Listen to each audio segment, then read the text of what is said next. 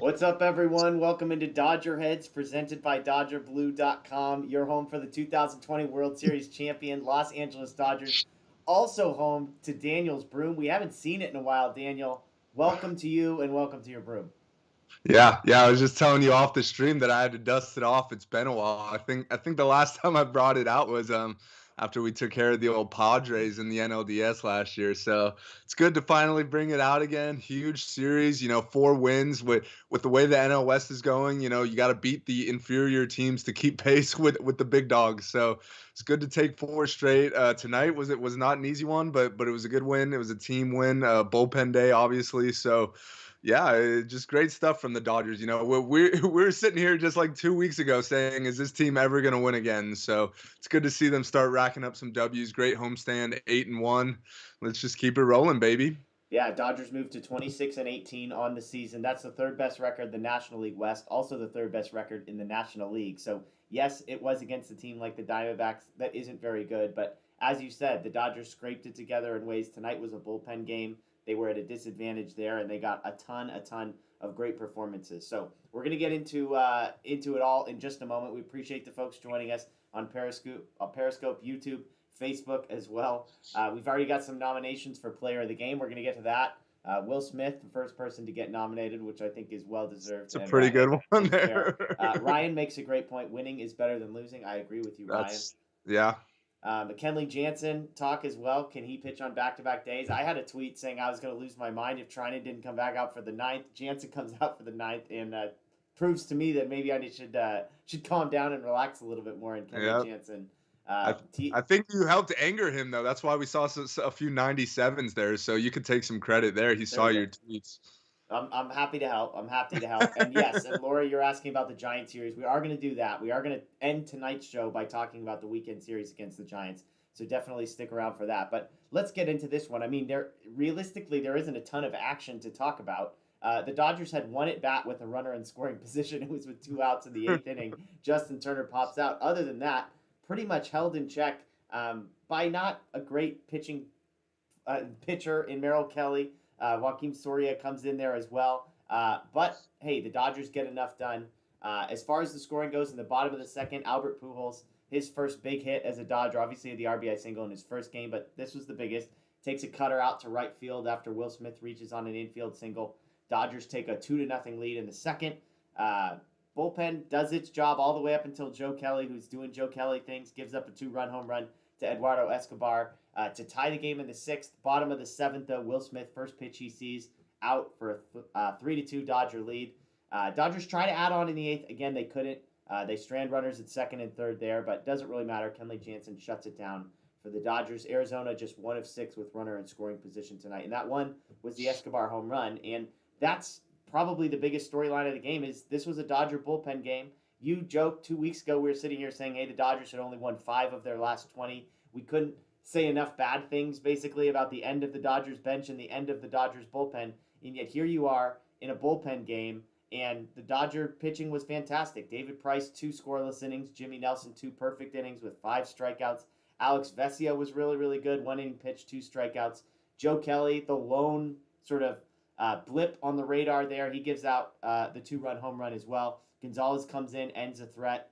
He ends up going 1 1/3. Trinan, 1 inning, no earned runs, and then Kenley Jansen dominant. So a lot to talk about there. Albert Pujols, Will Smith, but let's start with the Dodger pitching. Pretty fantastic stuff.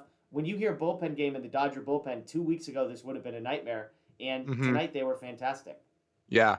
Yeah, well, let me just start with the first two guys because we talk every time we talk bullpen on this show. We've said how the 3 guys in the back have been awesome. They're definitely not the problem, and I'm referring to Jansen, Trinan, and Gonzalez. They've been great all year, but it's been finding guys after that is have been an issue. And we've said all along that probably the next 2 guys in line at the moment are David Price and Jimmy Nelson, and both of them were awesome tonight. The stuff looked great for both of them. You said Jimmy Nelson struck out 5 of the 6 batters Yeah. he faced. We know that's been in him. It took him, a little while to get adjusted to the new role, but he's been pitching really well for, over a month now. He's entering that, category with the other three. I'm not, saying he's there yet, but he's inching his way towards being there.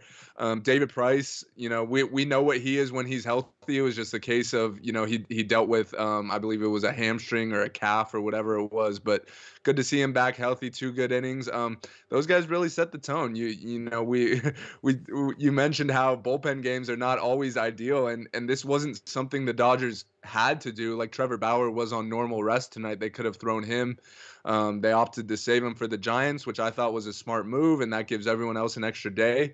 But you just got to get through the bullpen game, and they were able to do it. This is actually the second bullpen game over the last week where the bullpen was great. I believe Yeah. they gave up like 2 runs in both games. So yeah, all the credit to those guys. They were awesome all night, and the offense did just enough to win it. Yeah, and with Price, you could tell early on that this might have been a fortunate game for the Dodgers because Price does give up 3 hits in 2 innings. 2 of those are extra bases, but it's all about Beat the sequencing. shit. It's all yes, fair, but it's all about sequencing. He gives up a single, gets a double play, and then a double, so Yep. nobody ends up scoring. Gives up a double in the second inning, it gets out of it. But let's talk a little bit about Jimmy Nelson. You mentioned it. You summed it up perfectly. We believe in the back three: Gonzalez, Trinan, Jansen. Those three guys were amazing tonight. They've been amazing all season. Gonzalez ERA on the year 1.69, Trinan's ERA 2.00, Jansen's 1.37. And there might be questions about how sustainable some of those numbers are. Trinan in particular, you look at some of the strikeout numbers, the walk numbers, they're not amazing, but he continues to get the job done, so you just trust. Jimmy Nelson's ERA is down to 2.41 on the season. And if you go back to April 27th, his last 9.1 innings pitched, he's allowed 3 hits, 3 walks, and has 17 strikeouts. Okay, 9.1 inning pitched. 9.1 Wow. inning pitched, 3 hits, no earned runs, and 17 strikeouts for Jimmy Nelson. Again, we said he's got the 2.41 ERA, but he's only given up runs in 3 of however many appearances he's got. I can't tell right now, but he's only allowed runs in 3 of those appearances. The rest of the time he's been dominant, and again, the last 9.1 the most dominant, and we saw that tonight. And so, from your perspective, I mean, have you seen enough? Like, is Jimmy Nelson now? Because what's weird is the Dodgers don't use him as a high leverage guy. Like, if Jimmy Yeah. Nelson is as good as I just described, and you and I kind of had those hopes and expectations coming out of spring training, why is he the guy coming in the third? Like, why is he the guy that's Yeah. pitching the third and the fourth, and not the sixth and the seventh, or the whatever it might be? And this isn't the first time. This is a common theme: is that Jimmy Nelson doesn't seem yet to be a guy that Dave Roberts trusts, and I just personally I can't figure out why. Yeah, I mean, I think with each great outing, and you just said the numbers, he's been incredible over the last month or whatever. I think with each outing, he's gaining more and more trust, and I think we're at the point where we're going to start seeing him in some high leverage situations. You can't go through a whole season with only Yeah. 3, high leverage relievers. There's some other guys are going to have to step up at some point. Like ideally, let's say tonight wasn't a bullpen game. Ideally tonight would have been a night that Jansen wouldn't have pitched just Yeah. because he had pitched 2 of the last 3 days. So maybe let's say a starter goes 5 or something. Gonzalez and Trinan have already pitched. Maybe a game like this would have been, when you give Jimmy Nelson either a closing role or like a 7th inning in a 1-run game type role. Yeah. So I definitely would like to see him in those type of situations. Usually guys who strike out, a lot of guys succeed in those situations, whether even if runners aren't on base, but especially if runners are on base, sometimes you need a strikeout, and 17 strikeouts in his last 9.1 innings, that's as good as it gets right there. So yeah, I definitely think, at least I'm hoping, we're going to start seeing Nelson in some high leverage situations. I definitely think he's earned it. But yeah, he was awesome tonight. He was in complete control. There was never a point where he was in any sort of danger. Only one guy put the Yeah. ball in play. So yeah, I'm buying all the Jimmy Nelson stock right now. He looks awesome. We had somebody asking in the chat, is there any chance that Jimmy Nelson, this is Alan Boone on YouTube, any chance Nelson gets stretched out to start? Obviously, the Dodgers are looking for a 5th starter. I mean, my perspective is, you have Gonsolin that's probably due back in the next 2 weeks, who is a really fantastic Yep. starter, young guy that you want to get reps there. And secondly, I mean, it's easy to say, oh, well, of course you want to get your best guy into the number 5 starter role, but we're also talking about a Dodger bullpen that's desperate for guys that can get them outs and desperate for guys that can sort of give them length, or at least, sort of be used with some consistency. So I don't see any scenario in which Jimmy Nelson gets stretched out as a starter. This is a guy who's had injury problems, My guess is the Dodgers are perfectly content with getting him for 2 innings here and there, and potentially morphing him into a high leverage guy. Are you in the same boat? Is he a Yeah. high leverage reliever for the rest of the year as far as you're concerned? Yeah, I mean, I think injuries could obviously change things, but as things currently stand, I definitely think Gonsolin is going to come in and be that fifth starter. Um, he's like you said, he's probably 1 or 2 weeks away. They want to get him stretched out a little bit, but he's throwing. He's getting there. He'll be here soon, and so barring another injury, you don't really need him stretched out as a starter. Like you said, this bullpen. I know they've been pitching well as of late, but it's not like they've been lights out all season. Yeah. Like they definitely need some reinforcements there. And if you're taking Jimmy Nelson away from that, who's arguably, your fourth best arm right now, or actually it's not even arguable. He might be even in the top 3 the way he's been pitching, but he's definitely in the top 4 at the moment.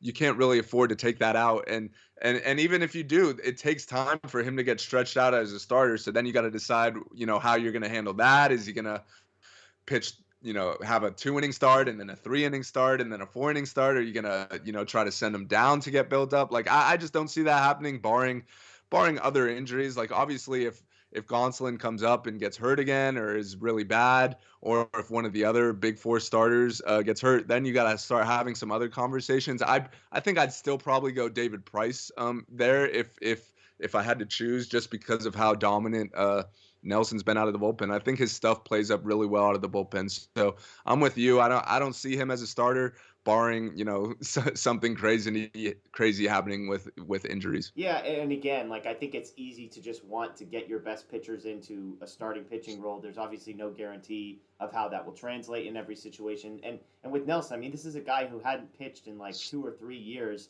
prior to this. So to just assume that he's going to go out there and throw you 75 to 100 pitches every fifth day is probably not realistic. And so I think the Dodgers just, play it safe, give us 30 pitches here and there. And the Dodgers have some depth when it comes to starting pitching arms. Obviously, as we've seen, not necessarily amazing starting pitching arms, but probably Yeah. guys they'd rather turn to eat innings.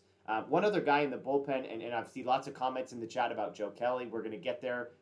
Kenley Jansen, we're going to get there. But one other guy I want to give a shout out to real quick is Alex Vesia.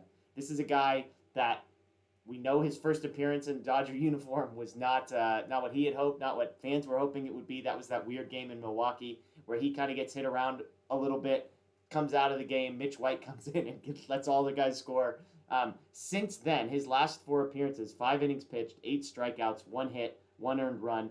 Tonight included in that, 1 inning pitched, 2 strikeouts. It's a guy that when you watch him, the stuff doesn't necessarily look impressive, but guys can't hit it. And they talked about it on the broadcast. Max Bay on Twitter, if you follow him, does a bunch of analytics stuff Yep. and was talking about how his ball gets more vertical movement than just about Yep. anybody else's in baseball. And I think Oro was saying it's not so much vertical movement as much as it looks like it's vertical movement because most fastballs Right. do dip a little bit. His, because of the backspin, doesn't. He's got a nasty breaking ball as well that guys can't seem to match up. I believe he's given up 0 hits to left-handed hitters this year. So, again, rough first appearance for him, but 5 innings, 8 strikeouts, just 1 hit in his last 4 appearances. The Dodgers have to love what they're seeing out of him because, again, a week and a half ago we were talking about the Dodgers just need arms that can get outs. Vesia looks like a guy that is there or at least really, really close to there. Yeah. Yeah. And something we got to remember is Andrew Friedman went out and traded for this guy. Like he said, he identified Vesia as a guy he wanted. And who did he give up? He gave up Dylan Floro, who is a really good major league reliever. Like we know Dylan Floro's track record. He's off to another great start this year. So it's not like they gave up nothing for him. It's not like it was just a lottery ticket they were taking a chance on. Like they gave up a legit major league reliever because they were high on Vesia. And I know we weren't exactly happy with his first outing, but we also have to remember, like, that was his first outing with a new team in a huge extra inning type spot. And it's totally fair for him to get nervous in that type of situation. So I think what we're seeing is he's finally settling in a little bit. And you mentioned the vertical movement. I remember when the Dodgers first acquired this guy, I think it was our guy, Justin Lorber, future Dodgers, posted like a chart of the most vertical movement, and like he was like top 5, and like 2 of the other guys on that list were Trevor Bauer and Walker Yeah. Buehler. So like that's a good list to be on right there. So it's clear the Dodgers are high on this guy, and he's showing why. I definitely think he's kind of cemented his spot in, not as a high leverage guy by any means, but he's definitely cemented his spot in this bullpen. As one of the, the back end type, or not back end, but one of the back of the bullpen type guys. And he's been great. I mean, hopefully he keeps it up. We'll see. But, one thing this team has really been missing is a kind of a dominant lefty that could get lefties out after they traded Adam Kolarek. So, hey, that role could be his. Yeah, absolutely. Well, after Vesia, things got a little bit wild because Joe Kelly came into the game. He finishes with 2/3 of an inning, 3 hits, 2 earned runs, 1 strikeout. Of course, there was also the error that reached against him and the second error that added to it all. So he left with runners at second and third because of a pair of errors. But it felt like classic Joe Kelly. The stuff was electric. It's moving all over the place. It's big velocity numbers. It's nasty changeups. And then he gives up a home run. I mean, this just feels like the Joe Kelly playbook, unfortunately. And every time you want to think, oh, he got his shoulder cleaned up, things are going to be different, things are going to be better. Is this, oh wait, it's only his third or fourth appearance, so give the guy time? Because I know people were excited after his last 2 appearances. Or at what point do we just resign ourselves to saying, this is what Joe Kelly is? He's going to give you a few good appearances, and every once in a while, he's going to do this. Yeah, I think that's just what Joe Kelly is, and that's not, bad by any means. Like, if he could give you 3 or 4 great outings and then gives up a home run, like, you'll take that. Like, it's not your best reliever by any means. It's probably not worth, the money you're paying him, but at the end of the day, you need guys to fill out your bullpen, and he's shown his last couple outings, like, he looked really good. And honestly, I didn't think he looked bad by any means tonight. You mentioned the homer, which isn't obviously ideal, especially when you're winning 2-0, but outside of that, I thought he looked good. His fastball the velocity was the highest it's been since he's been back, which is a good sign. He was up to 99 tonight. He had pretty much been, 95, 96, 97 in his other outings. So it was good to see he's got 99 in the tank. I think the important thing with him is that he's healthy. I think that's clear. I mean, he had dealt with so many shoulder issues. He had the surgery in the offseason. So it's good to see him healthy.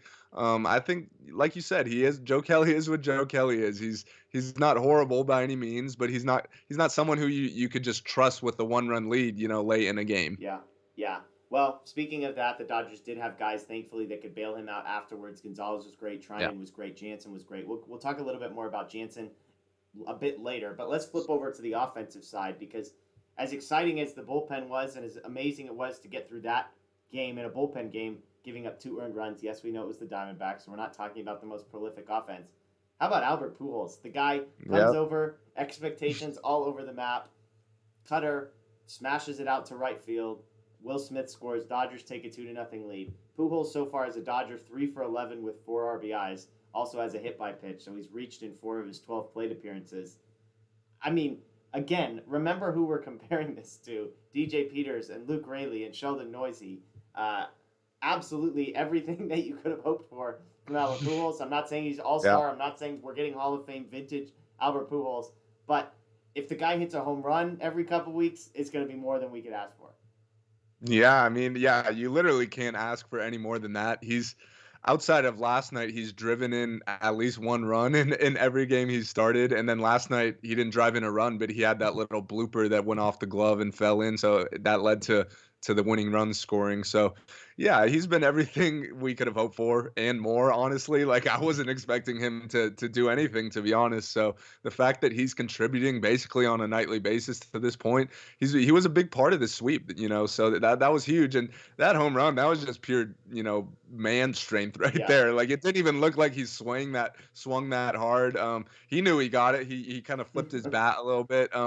Barely got over. Luckily, Josh Reddick doesn't exactly have the highest vertical in the league.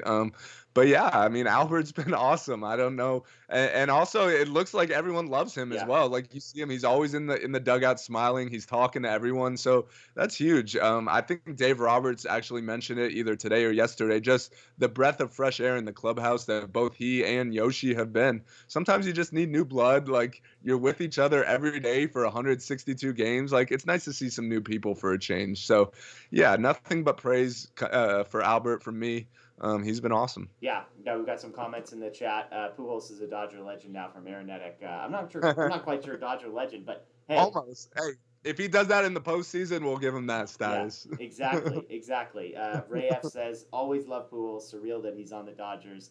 Yeah, I mean, that's absolutely it. Again, like, the beauty of signing Pujols is that expectations were so low. Like, it's not like we're Yeah. expecting a 300 hitter with great defense. Like, we know he hit into a double play today, so he's not perfect. We know the defense is going to be subpar here and there, but he does the job. And again, compared to the alternatives in a stretch of baseball where we knew the Dodger offense was going to be a little bit short staffed, with Seager and Bellinger both out. Absolutely huge for him to get the home run tonight. And then the other big hit was Will Smith. Ironically enough, I tweeted this out. Both of them were exact same exit velocity, 99.2.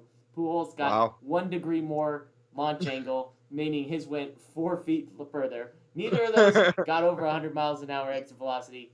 Both of them were about 370 feet, so not exactly bombs, but hey, you know what? They play in Dodger Stadium. As long as it gets over the fence, it doesn't really matter. So Smith takes the first pitch of the inning out in the bottom of the 7th. It's his 5th home run of the year, I believe. He adds the huge, caught stealing there in the 8th inning off of Tim LeCastro, who's one of the best base stealers in all of baseball. Treinen's Yep. on the mound. He gets us a fastball high and outside.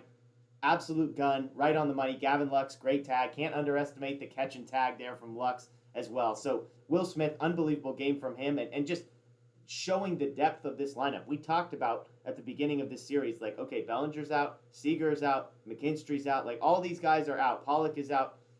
The Dodgers need these other guys to step up. They need Mookie to step up. They need Turner to step up. They need Muncy to step up. They need Smith to step up, and they need Taylor. Those are kind of their 5 guys. Turner's been Yep. in a rough stretch. Muncy's been the best Yeah. hitter in baseball for a month, but Mookie, had a on-base streak that was snapped tonight, so he's been pretty good. Chris Taylor's been really good, and tonight Will Smith does what he needs to do, takes the pitch out. Dodgers take a 3-2 lead, and they don't look back from there. Yeah. I mean, we can't say enough about Will Smith. Everyone who watches this knows how much we love that guy. And he's starting to get hot again. He homered twice this series, which was great to see. So yeah, that, like you said, they kind of need those top 5 guys to kind of carry them right now. And that's what they did this series. At least it's not like, I mean, they weren't scoring a ton, but they did enough to get the job done. That's a clutch homer from Will Smith right there in a big spot right after you just gave up the lead. It's easy to kind of put your head down and be like, oh no, maybe it's not happening tonight. We took the first 3. It's okay if we drop one. It was a bullpen day. But no, Will Smith comes up with the big swing there. And then, like you said, he comes back the very next inning and just absolutely hoses Tim LeCastro, who's one of the fastest runners in the league. So Will Smith did it all tonight. And also, I just want to say credit to Blake Treinen there. I think that's the first time I've seen a Dodger reliever hold a runner on this season. He got to the plate pretty quickly there.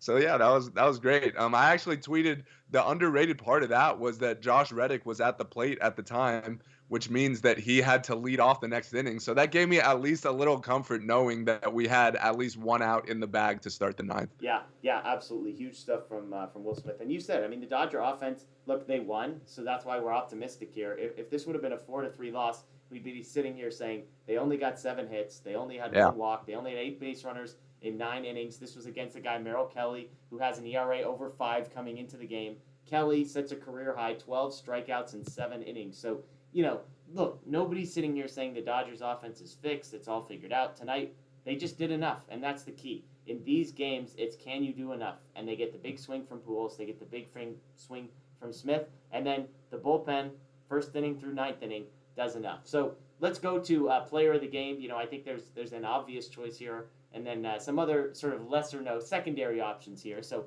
player of the game, Daniel, I'll let you go first. Who do you have for the player of the game tonight? I think I got to go with co-players of the game, and it's the 2 guys that homered, Pujols and Will Smith. It was actually a really cool moment. Pujols' homer, Smith was on base for it, and I don't know, they mentioned it on the broadcast, but so I'm sure everyone remembers. But when the Dodgers got their rings, they had their favorite players on the video screen, sending a little message to them. And for Will Smith, it was Albert Pujols. That was his favorite player growing up. So that was just a really cool moment.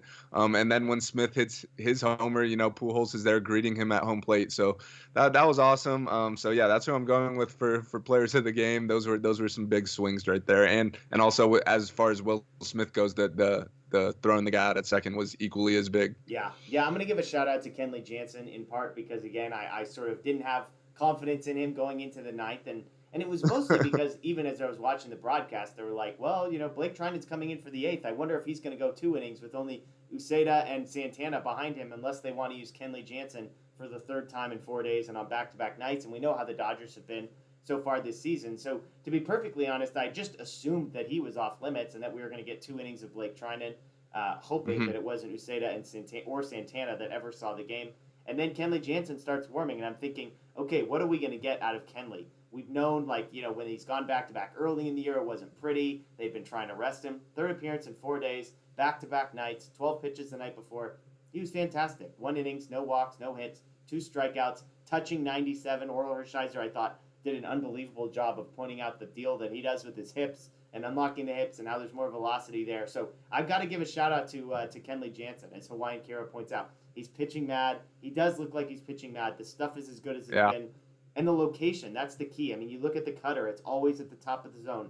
He's got the breaking ball working. He's got the two-seamer working. So I got to give a shout-out to Kenley Jansen because, on one hand, I made a prediction at the beginning of the year that he would be amazing, which has been coming true. And on the other hand, every time he comes in, I get nervous. I text the group chat. I'm like, the Kenley Jansen experience, buckle up. And it hasn't been exciting. It's been straightforward, dominant Kenley Jansen of late. So I've got to give Smith, I think, deserves it for his overall play. Pujols, I think, is a worthy second choice. And Kenley Jansen gets third place for me as a runner-up. Let's see. Ederico adds in Kenley Jansen. Ray F. Kenley Jansen as well. Chase says if Kenley Jansen found something, I'm all for it. So, were you going to say something about Kenley? Yeah, just real quick. I love me some angry Kenley. Like you said, I wasn't sure what to expect from him. Tonight he's pretty much this whole season he's struggled pitching on back-to-back days, but he came out, he was hitting 97, he was angry, he was dominant, so that was awesome. But I think the biggest thing with Kenley over the last week or two when he's really kind of hit this stride is, you mentioned the location, it's he hasn't been walking anyone. Like the first month of the season, I think to start off the season in his first 15 innings, he had 14 walks, which that's just not getting the job done right there. So and the Kenley we know is actually a guy who has his control. He has his control under control. Yeah. Not to double up there, but he's not typically a guy who walks a lot of guys. So that was kind of uncharacteristic of him to start off the season. So it's good to see that hopefully those issues are behind him. He's pounding the zone. He's throwing hard. He's angry, and he's been awesome. Yeah, I mean, we talked tonight, so shout out to him. But yeah, I mean, let me ask you this about Jansen. Like, is Jansen back? I mean, like, your confidence level. I know, I think my bold prediction was Jansen had an ERA under 3.00 this year. You disagreed with me. I don't blame you. I think most people disagreed with me. Where's your confidence at with Jansen? Like, does this look sustainable? I think with Kenley, he's always had, over even the last couple of years when he struggled, he's had dominant stretches. So I think we just got to see it for a longer period of time before we really say this is back to being one of the best relievers in the game. I definitely think he's on his way there. I mean, he's been great for a few weeks now. But I also think another thing is we got to start seeing him pitch on back-to-back days more. Yeah. Like, I know it made sense to not do it earlier in the season just because he had struggled so much, but you can't have a closer go a full 162 game season not pitching on back-to-back days, especially if you plan on winning a lot of games. Like, I think the Dodgers are going to have a lot more games moving forward, like these last 4, where they're close, tightly contested games, and you need a guy to come in and lock it down in the 9th. So as soon as I see Kenley kind of continue this and pitching on back-to-back days more, then I think I'd be willing to buy in a little more. I'm still a little hesitant just because we've seen him have dominant stretches in the past and then eventually he falls off. But he seems to have unlocked something with the mechanical change, like you mentioned how Orel was talking about with his hips. That definitely seemed to unlock something. He's thrown 97, which is the hardest he's thrown in years. He's angry, which is a good mindset to have as a closer. So I'm loving everything I'm seeing out of Kenley right now. And I'm just hoping it continues. And I'm pretty confident that it will. I mean, there's been other times where I wasn't as confident and he proved me right. So hopefully this time I am confident and he'll prove me right again. Yeah, absolutely. And the one thing I will say is the velocity change seems to be different. I mean, even in the past when he has struggled, the velocity, 97. I mean, we're talking years ago when he was last touching 97, and it hasn't just been in one Yep. appearance here or there. And Swagmaster Dank on cue, Kenley hitting 97 tonight was awesome. And yeah, I mean, so I think that's the difference. It does feel like something has shifted in that moment. Hawaiian Kira, we need vintage Kenley. I mean, this is vintage Kenley. He's missing bats, and again, This is, walks and strikeouts are the two biggest things to point out. So if the Dodgers can, if Kenley Jansen can continue to miss bats while also throwing in the strike zone, we know the weak contact. I mean, I've always pointed out the exit velocity against Kenley Jansen is among the best in all of the league as far as in Kenley's favor. So Yeah. if he can, he gets soft contact. Guys rarely square him up, and so if he can not give free passes via walk, then he's going to be in good shape. We've got Coach Sherwood here. I don't know if this was your baseball coach. Interesting Dude, side that note. is my high school coach. Interesting Hey, side hey, note that Daniel Starkand and Dieter Rule both went to Burbank High School. So we did. That's true. there you go. So I didn't know Dieter Rule was a Burbank guy, but there you go. So your coach is tuning in here. There you go, Daniel. Good for you. Yep. Hey, coach. Good to hear from you. It's been a while.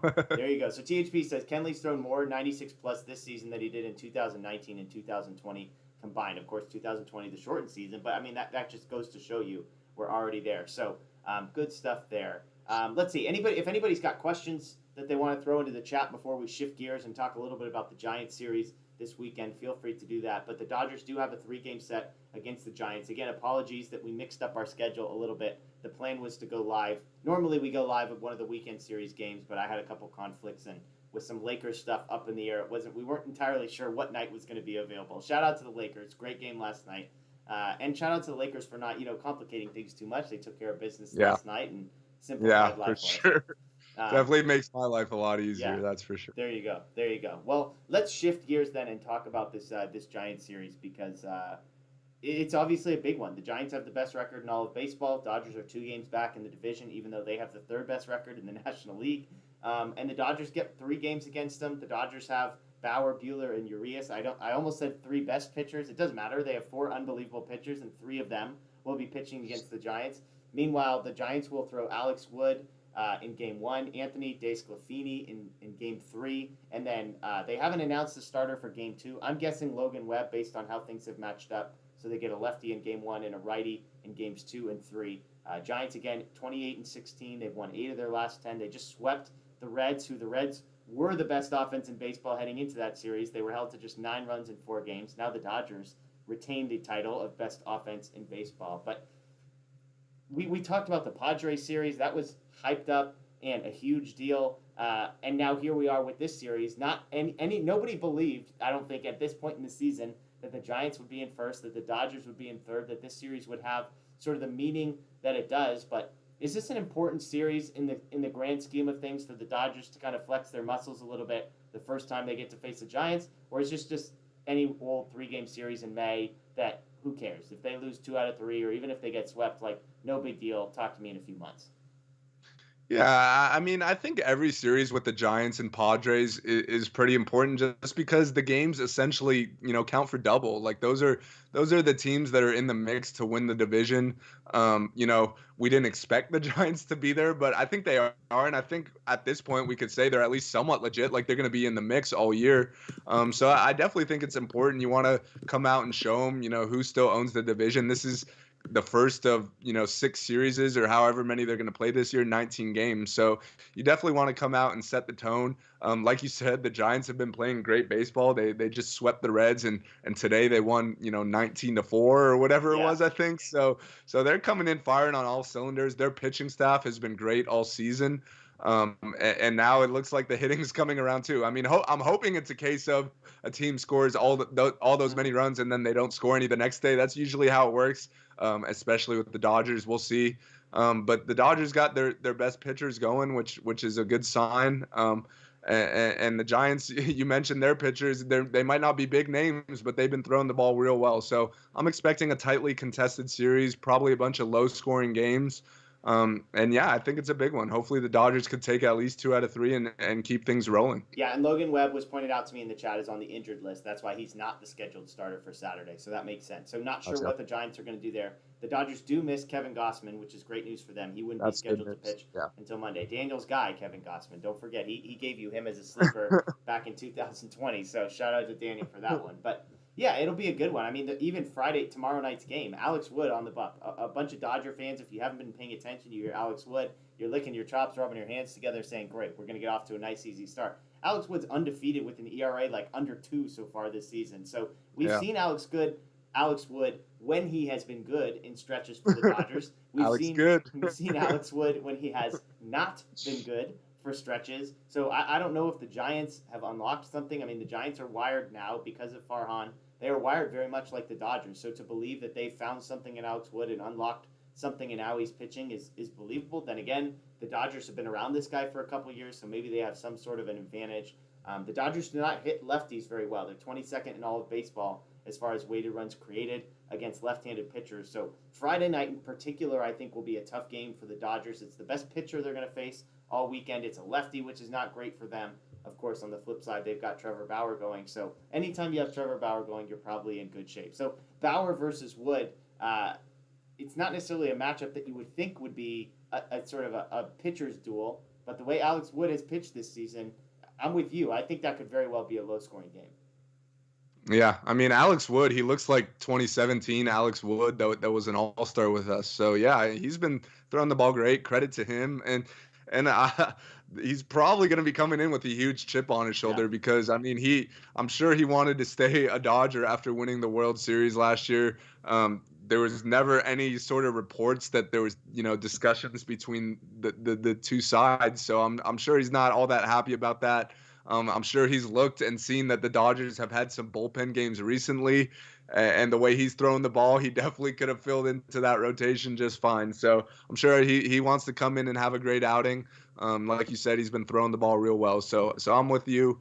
I'm expecting a low-scoring game. And as far as Bauer goes, the Dodgers are definitely going to need some length out of him. They're coming off a bullpen game where pretty much everyone threw, everyone that matters at least, like other than, Uceda and Santana were the only guys that didn't throw. Kenley has now thrown 3 out of 4. I'm sure he'll be down tomorrow. So it will be huge if Bauer could give the Dodgers some length.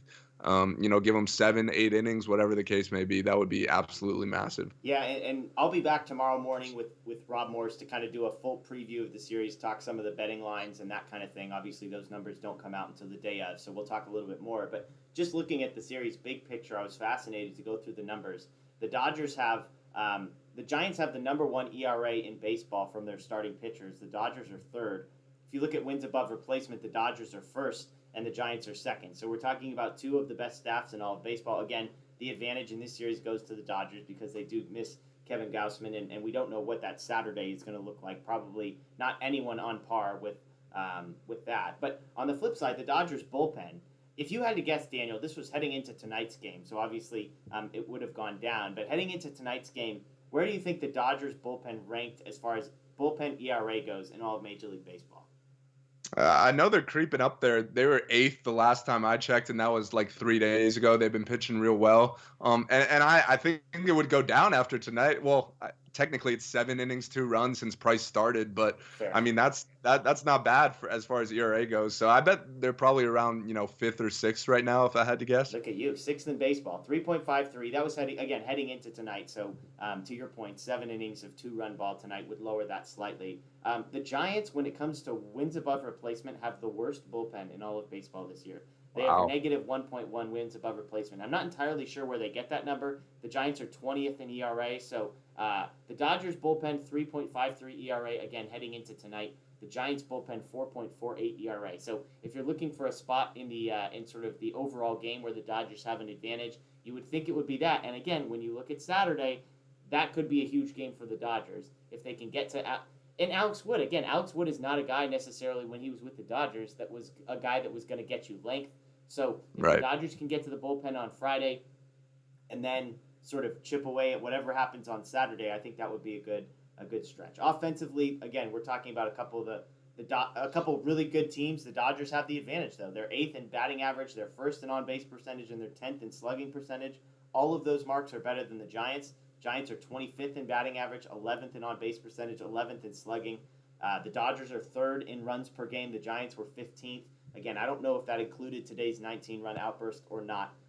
So it's fascinating to look because you look at all those numbers and you're like, how exactly are the Giants the best team in baseball? How are they better than the Dodgers? They're worse. They have a worse starting pitching rotation by every metric, or slightly better in some. They have a worse bullpen by every metric. They have a worse offense by every metric. And so, who knows? I think this will be a big series for the Dodgers. Again, I do think the Dodgers will get fired up for this. It won't be difficult to say, hey, we got to go and show these guys they're in first place. Like, let's go win 2 out of 3 games at the very least, and take some, take some of the momentum back in this division. And so, as you look at the series, I mean, is 2 wins kind of the benchmark? Like, is that sort of the bare minimum for you to be able to go up there and say it's not enough to like lose 2 out of 3 and keep it close? It's kind of like, hey, they got to throw some weight around and take 2 out of 3. I mean, I think it's still early enough in the season that you're not looking at the standings too much. Right now, the Dodgers are 2 games out, so ideally you pick up at least a game by taking 2 out of 3. But let's say you lose 2 out of 3, you only go to 3 out. There's still 100 games or however many to play. Like, it's not like that's anything insurmountable. So I don't think the wins and losses are super important, but you just want to play good baseball. And you mentioned you kind of asked how are the Giants winning when they're not putting up eye-popping type numbers, and to me that's just classic Giants right there. They're a scrappy bunch. They find a way to win. They're going to pitch the ball well, they're going to play good defense, and they're going to have timely hitting. That's what the Giants were when they won their 3 World Series. That's what they've been even the last couple years when they haven't been that good. They've always played the Dodgers tough. Like, these games are always tight games, competitive down to the end. So I'm expecting more of the same. Ideally the Dodgers take 2 out of 3 or maybe even sweep, but I'm not paying attention to wins and losses too much. It's more about let's just keep playing good baseball. Let's keep warming the bats up, and that's all you could ask for, really. Yeah, and keep in mind, as some people are pointing out, the Dodgers, 7 of their next 9 games are against the Giants. They play 3 games in San Francisco. Then both teams have Monday off. The Dodgers go travel to Houston, and then they come home for a 4-game set against the Giants. And you look at the rotation, and it's fascinating the way that it sets up, because the same 3 matchups we see this weekend, we're going to see again next weekend, with the addition of Kershaw versus Gausman likely to be the Sunday capper. So talk about an exciting stretch. I mean, 7 games against the division leader. That's what you want. Again, to your point, I don't think the Dodgers are stressing out about the division. I don't think they're worried about it at this point. And yet, they're probably aware of it, and they're probably able to say, hey, you know what? We have 7 chances to go get these guys. If we can take 5 out of 7, we're in first place.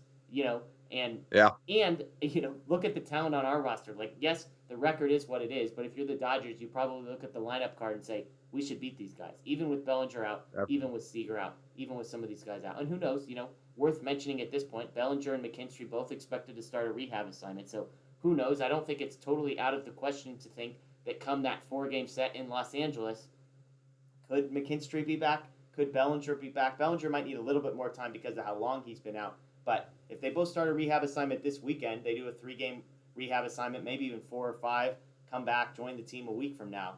Who knows? Bellinger and McKinstry are back. Then this is an entirely different setup there. So we'll see what happens. Obviously, it's going to be exciting. It's nice.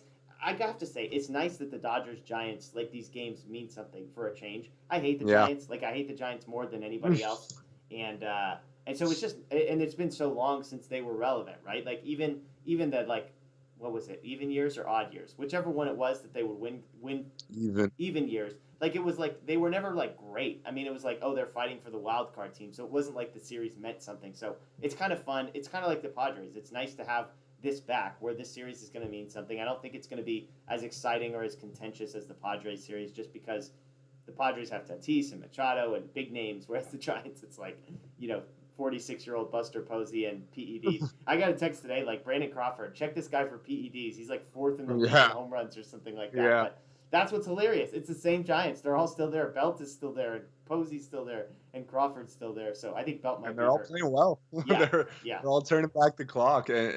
But yeah, I was actually just thinking the same thing. Like, I'm kind of curious to see what kind of national media attention these 7 games are going to get, because we saw what it was for Dodgers Padres. That was kind of tagged as the rivalry of the season. And those games did not disappoint at all. Like, all of those games were awesome. Anyone who likes baseball was tuned into all those games every night. So I'm curious to see what it's going to be for the Giants. Obviously, Dodgers and Giants fans still know that's like the main rivalry. Yeah. But I think on a national level, I'm not really expecting the same type of attention as the Padres series for all the reasons you mentioned. The Giants don't have the big names, the sexy names. But I think as far as the games go, I think they're going to be just as competitive as the Dodgers Padres games. The Giants always play the Dodgers tough. They're a scrappy bunch, like I said. So yeah, I'll be curious to see. I don't know. Are either of the games on Sunday Night Baseball? I am not sure. I'm not sure. Maybe one of the two. We'll see. But yeah, I Doesn't look think they're like going to it. be competitive. Oh, okay. But they do have the But Dodgers. The Dodgers do have some. So Saturday's a national game on Fox, both weekends, and then both of the Astro games are nationally televised. So Tuesday's the Fox Sports 1 game, and Wednesday gotcha. is the ESPN game. But both Sunday games are set for about 105 and 110 starts. So, and who knows? I mean, I don't know how far out they like if they flex games into those or whatever. I'm rarely paying attention to the nationally televised. Honestly, like I don't know. I'm sure most Dodger fans would agree. We're all grateful that it's not the Sunday Night Baseball game because we get to listen to Joe Davis and Oral Hershiser and not whoever the ESPN crew is. Let me ask you one other random question based on tonight's game. As Reddick was up there and he's getting booed and he's getting you're a cheater and the whole deal. I'm curious, where does Josh Reddick rank for you among your least favorite guys in Major League Baseball? I know today was his first day back in Major League Baseball, but I get the sense that he's in the top 5 for sure. It seems like. Is that accurate? He is number 1 for me. That's okay. That's what I figured. I cannot stand Josh Reddick. Just for me with him, it's just he sucked as a Dodger. That's the first thing. Like he was already on bad terms, and then the whole cheating stuff happened. And it was like, well, I already didn't like you anyways.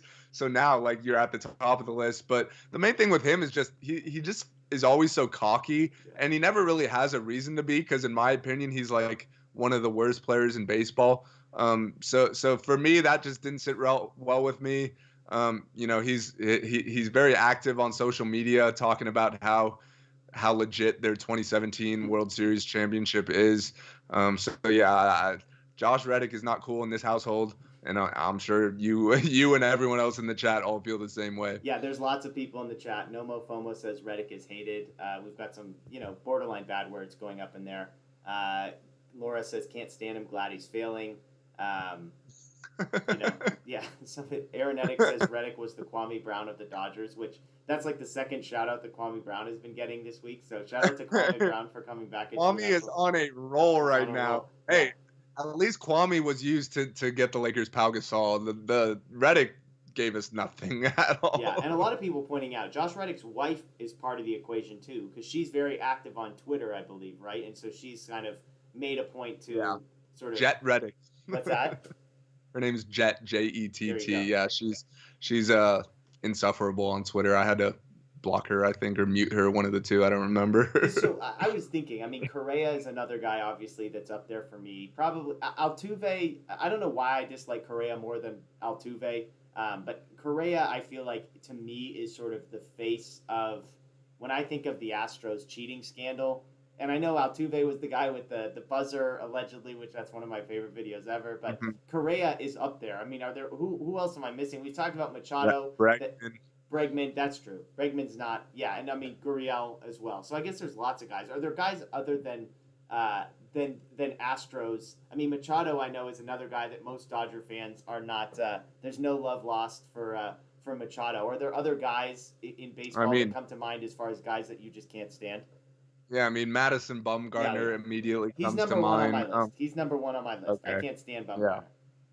Yeah, I mean, I'd probably have to do some more thinking and look around the league. But, yeah, the Astros guys and Bumgarner and Josh Reddick are the immediate guys that come to mind. Yeah, I'm trying to think. We get lots of people that don't like Correa.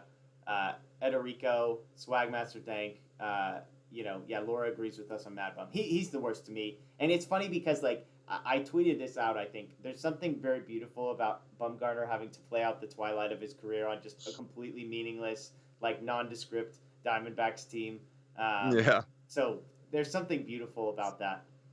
Someone also that I just thought of who's not at that level yet, but is kind of progressing to get there eventually is Trent Grisham from the Padres. After he pulled the Kershaw stuff.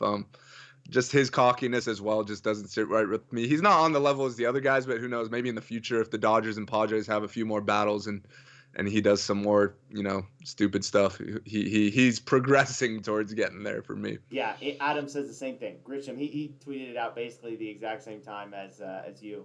Uh, Marluz Gonzalez gets a shout out here in the chat. Just more, all the Astros pound for pound agrees with That's you. clever. That's clever. Grisham equals poop emoji. Yeah, some Manny Machado love as well. Yeah, I'm trying to think of. I mean, like Blake Snell. I'm not a huge Blake Snell guy. He's kind of annoying. I mean, I dislike that guy Brent Phillips just because like I watch games on MLB TV and they replay that clip over and over, and I'm like, I don't even care. Like, it doesn't hurt me to watch anymore. It hurts so badly in the moment, but I'm just like, I don't know, like he's just sort of an irrelevant dude. He has kind of made a comeback. I looked at him in fantasy today. I thought about adding him, so shout out to him for having sort of a career. Yeah, somebody asked, do you dislike anybody on the Giants right now? Is there anybody on the Giants roster? I mean, I've always found, like, and I think Giant fans probably feel the same way, like Posey is kind of like a Kershaw type character where he's not disliked in the same way. I've never been a big Brandon Crawford guy. He's probably my least favorite guy over there that I can remember. And again, it's nothing like, I don't like hate Brandon Crawford the way I hated Bumgarner, but yeah. All those guys are kind of quiet, so I don't feel like any sort of hatred towards them. I mean, obviously, because they're on the Giants, you don't like them. We've been facing them for so long, you don't like them. But I wouldn't say I hate any of those guys. Yeah. Someone else I just thought of who's actually not a player, but he's been in the news recently, is Tony La Russa would be on that. Yes, great call. Yes, we haven't talked about that. There's a guy that was on my Twitter feed I follow him, Vinny. The Raiders beat writer. I joked, I was like, I don't know who wakes up and decides. Like, he spent the entire day responding to and defending Tony La Russa tweets. And I was just like, I can't believe, A, that anyone agrees with Tony La Russa. It's like the worst take of all time. And then on top of that, I can't believe that anyone like agrees to the level that they are just going to retweet everything. I'm with you. I think Tony La Russa is number one. He's worse than Bumgarner. I dislike him more than Bumgarner. I'll put him 2 after Josh Reddick for me. Okay. Yeah, fair. Oh man, that is a great call. I was trying to look up the Giants roster to see if like I mean, a lot of these guys are people that they're all new guys that haven't really been like relevant, like as far as winning games goes up until this year. So I don't know if there's anyone worth really hating over there, at least yet. Like, who knows? Yeah. we got to play him 19 times this season, so we'll get back to you on that one. Yastrzemski's kind of a guy that I don't dislike for any reason other than I was just convinced he was going to be bad. So it kind of annoys me that he actually has sort of sustainably turned out to be pretty good. So I think Crawford's the least likely guy for me. I'm not gonna lie, Yastrzemski helped me win a fantasy championship last year, so he's good in my book. There you go. Ederico asks, what kind of trolling do you think Trevor Bauer has in store for the Diamondbacks? If I'm seeing it right, I don't think Bauer. Oh, Bauer will get the second Astros. No. Will Bauer? He's pitching tomorrow, so that would put him in line to start, Wednesday. I believe, Wednesday, okay. which would be one of the Astros games. So yeah, that'll be fun. I'm sure. I know the Astros fans don't like Trevor Bauer just because he was pretty much the first one to call them out on their sign stealing and as far as the pitchers go with the substances. So I know they have no love lost for him. So I bet they'll let him hear it. I don't know if you saw the Astros in Houston. They're literally, for the Dodgers series, that's the first series where they're letting in a full capacity at the stadium. So I'm sure that's not any sort of coincidence there. Well, I remember when we interviewed the guy from Pantone, they had a big trip planned. They were kind of just announcing it when we were interviewing it, like, hey, we got tickets to Houston. I was like, my goodness, I can't believe they sold you guys tickets. But yeah, right. Well, it will be interesting. I mean, just here, I'll go out on this question on that note.